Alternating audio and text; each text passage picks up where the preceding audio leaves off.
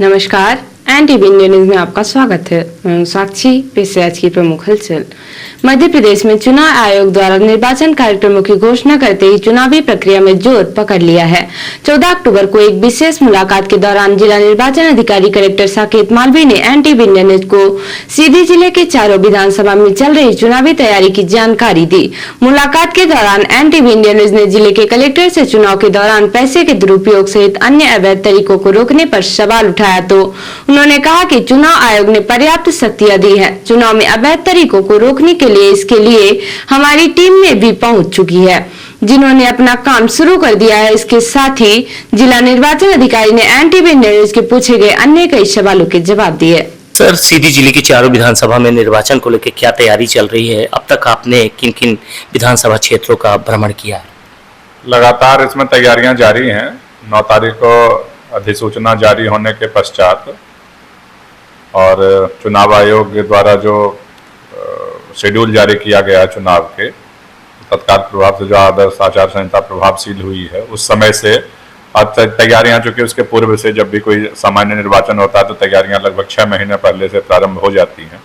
तो हम लोग लगातार तैयारियों में लगे हुए हैं। अंतिम रूप देने का जो भारत निर्वाचन आयोग द्वारा जो समय सीमा दी गई है और जो निर्देश दिए गए हैं, उस अनुरूप से पूरा जिला प्रशासन इसमें राजनीतिक दलों के साथ समन्वय सहयोग के साथ उनको सारी सूचनाएं समय पे प्रदाय करते हुए इसको तैयारियों को अंतिम रूप देने में लगा हुआ है। सर, ये जो मतदान सामग्री का वितरण है वो कहाँ से किया जाएगा? कर्मचारी कब यहाँ पहुंचेंगे, कब रवाना होंगे? मतदान सामग्री तो जो दो तरह की मतदान सामग्रियां होती हैं। एक जो निर्वाचन जिस दिन वोटिंग होता है उस दिन जो सामग्री इस्तेमाल होती है उसका वितरण तो हम बाद में करेंगे।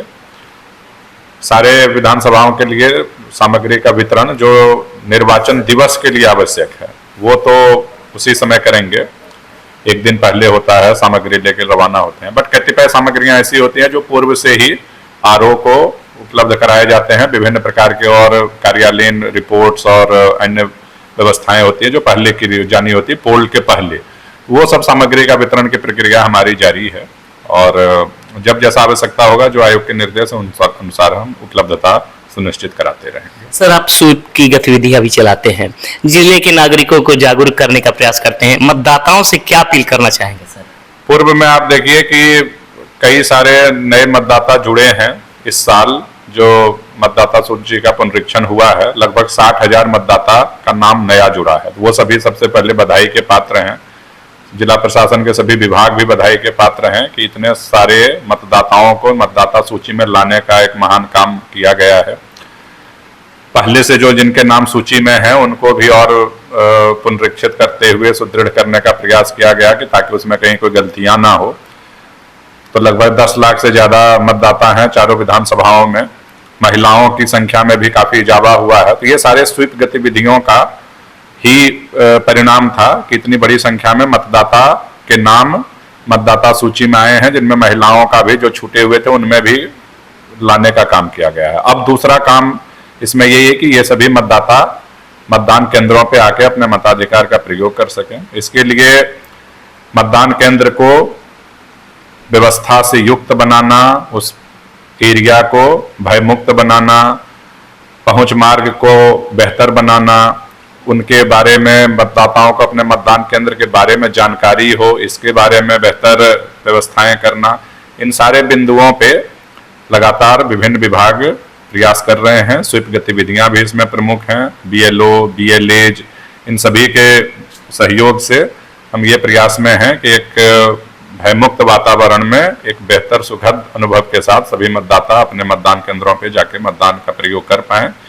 और निश्चित रूप से मेरा मानना है और उम्मीद भी है कि मतदान का प्रतिशत निश्चित रूप से इसमें बढ़ेगा, हम इन सारी व्यवस्थाओं के। एक आखिरी मैं मैसेज आपकी तरफ से चाहूंगा जाए, जो लोग मनी पावर का इस्तेमाल करते हैं और अन्य तरह की गतिविधियां करके चुनाव को प्रभावित करने की कोशिश करते हैं, एक निर्वाचन अधिकारी के रूप में आप उनको क्या संदेश देना चाहेंगे? तो भारत निर्वाचन आयोग के निर्देश आज भी बड़े क्लियर हैं। पूर्व से ही हम निर्वाचन की प्रक्रिया को लगातार परिष्कृत करते जा रहे हैं। भारत निर्वाचन आयोग के निर्देशानुसार कहीं पे भी मतदाताओं को अवैध तरीके से प्रभावित करने की जो भी प्रक्रिया है उसकी कहीं कोई गुंजाइश नहीं है। आज के अपने इस सभ्य और आधुनिक समाज में अगर ऐसी कहीं पे भी कोई भी जानकारी छोटी से छोटी भी मिलती है तो उस पर तत्काल विभिन्न प्रकार की टीम बनाई गई है इसके लिए निगरानी रखने के लिए, और उसमें आचार संहिता के उल्लंघन हेतु आवश्यक जो विधि हैं उसके अंतर्गत कार्रवाइयां भी की जा सकती है।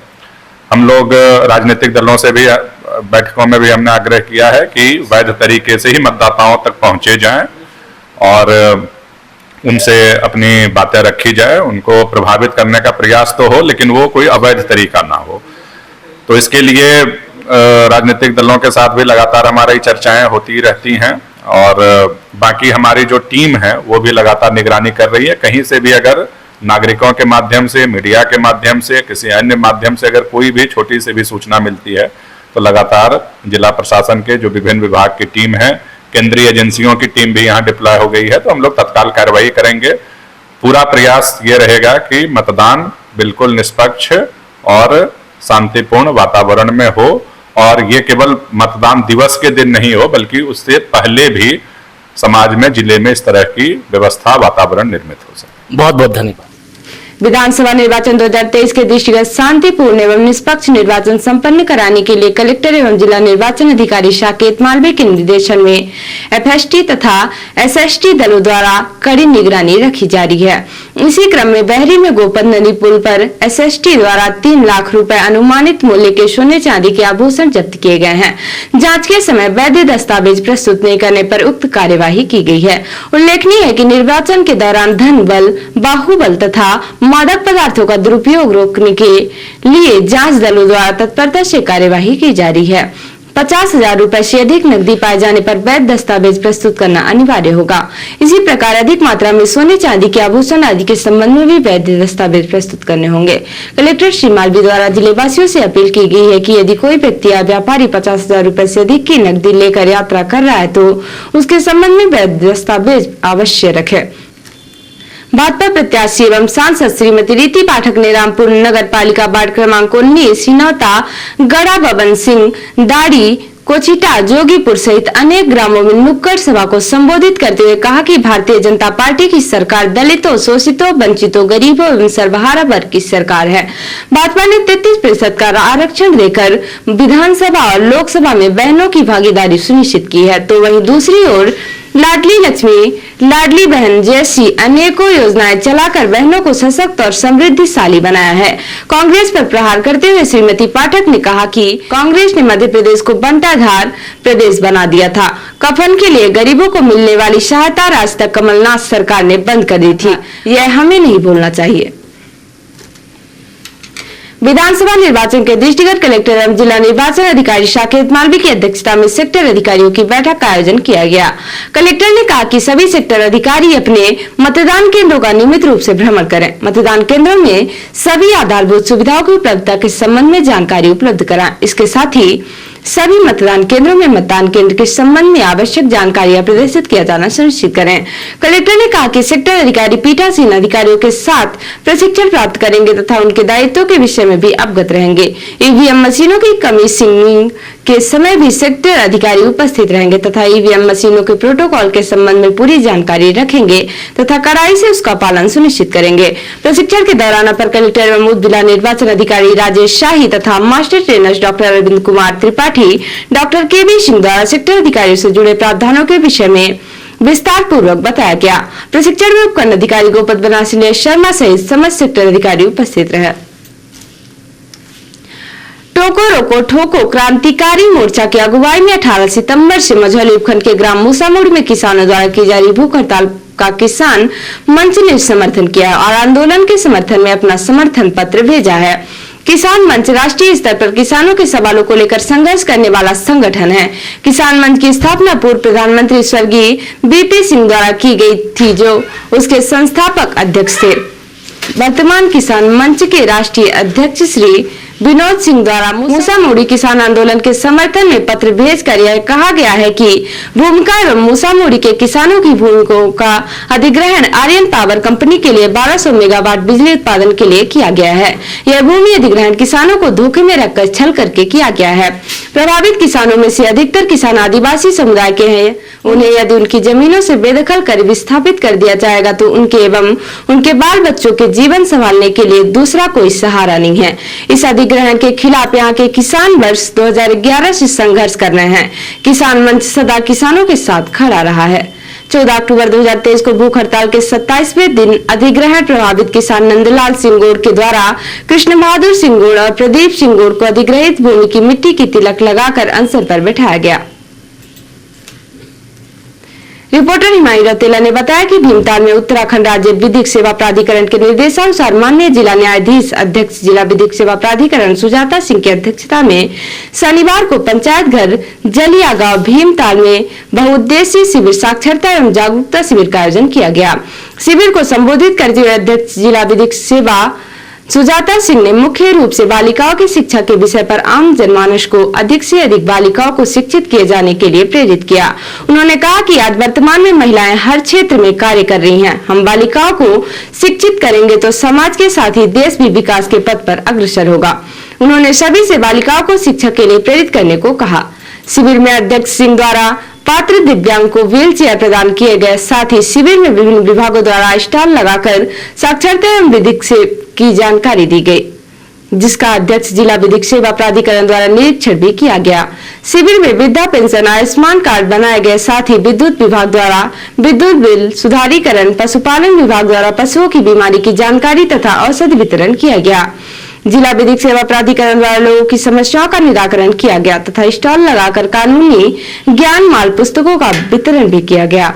शिविर में मां सरस्वती लोक सांस्कृतिक कला समिति द्वारा नुक्कड़ नाटक के माध्यम से नशे से बचाव के संबंध में लोगों को जागरूक किया गया। और अब पेश प्रादेशिक हलचल। कांग्रेस के 7 कैंडिडेट के नाम लगभग तय। सीईसी की मीटिंग के बाद कमलनाथ बोले 15 तारीख को जारी होगी पहली सूची। शिवराज का तंज ना लेना ना देना, कुछ भी बोलो अपने बाप का क्या जाता है। कमलनाथ बोले ऐसी भाषा निंदनीय है। सिटी बस में पत्थरबाजी। भोपाल में 3 दिन में 5 बसों में तोड़फोड़, पत्थर लगने से यात्री हुए घायल। और पंजाब के मुख्यमंत्री भगवंत मान ने बिना अनुमति अथरैला में आम आदमी पार्टी की सभा की आयोग ने दिया नोटिस। और अब पेश राष्ट्रीय हलचल। तेलंगाना में छात्रा की आत्महत्या पर राहुल बोले ये आत्महत्या नहीं, युवाओं के सपनों की हत्या है। चीन में इजरायली राजनयिक पर चाकू से हमला। भारत में इजरायली मिशन की सुरक्षा बढ़ाएगी।